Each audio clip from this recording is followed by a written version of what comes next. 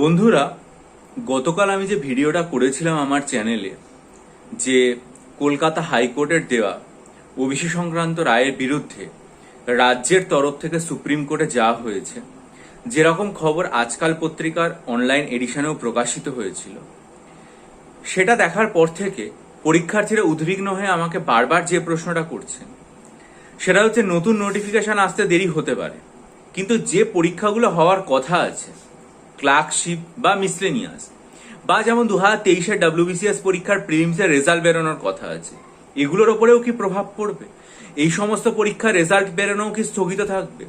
এই সমস্ত পরীক্ষা যেগুলোর ডেট আমরা আশা করছি যে এই বছরই কিছুদিনের মধ্যে হবে, সেগুলোও কি তাহলে এখন হবে না? খুব স্বাভাবিক উদ্বিগ্ন হয়ে যাও। পরিস্থিতি এরকম একটা দিকে আমাদেরকে ঠেলে দিচ্ছে যে আমাদের চিন্তা হয়।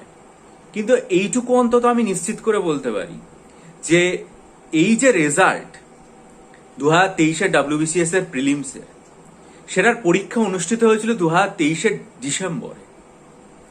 2023-এর ক্লার্কশিপের যে ফর্ম, সেটা 2023-এ ফিল আপ হয়ে গেছিল।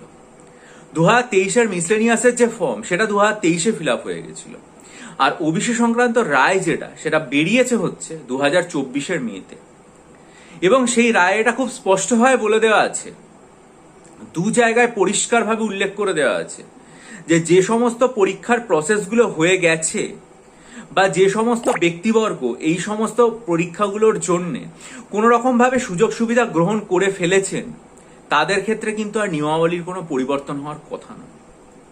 সুতরাং সেই কারণেই 2023-এর WBCS প্রিলিমিনারি রেজাল্ট বেরোতেও এর জন্য আমার মতে বিন্দুমাত্র কোনো দেরি হওয়ার কথা নয়। সেটাও সুনির্দিষ্ট সময় বেরিয়ে যাওয়ারই কথা, এতদিনেও বেরিয়ে যেতে পারতো, কারণ অলরেডি আমরা দেখেছি যে ডিসেম্বর থেকে আজকে জুন মাসের শেষের দিক, মানে প্রায় 6 মাস হয়ে যাচ্ছে। এটাতে অসুবিধা হওয়ার কোনো কথাই ছিল না। 2 নম্বর যেটা বলবো সেটা হচ্ছে, মিসলেনিয়াস এবং ক্লার্কশিপ দুটোরই ফর্ম 2023-এ ফিল আপ হয়েছে।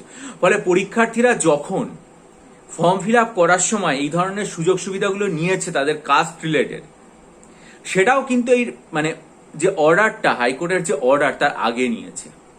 ফলে সেটার ক্ষেত্রেও পরিবর্তন আসার কোনো কথা নয়। সুতরাং এটা খুব স্বাভাবিকভাবেই বলা যায় যে মিসলেনিয়াসের যে পরীক্ষা, সেটা আমরা আশা রাখতেই পারি যে আগস্ট মাসে হবে এবছর।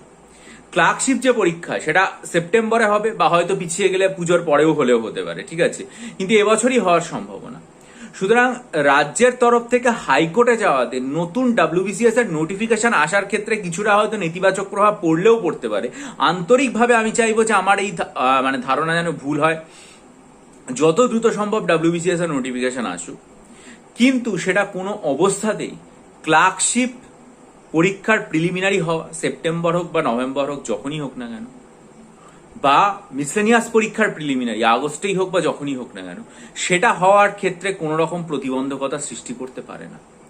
সুতরাং তোমরা কিন্তু যারা WBCS মেন দিতে চলেছো এবছর, যারা প্রিলিমস এবং মিসলেনিয়াস ক্লার্কশিপ দিতে চলেছো, তারা কোনো অবস্থায় হতোদ্যম হয়ে পড়ো না।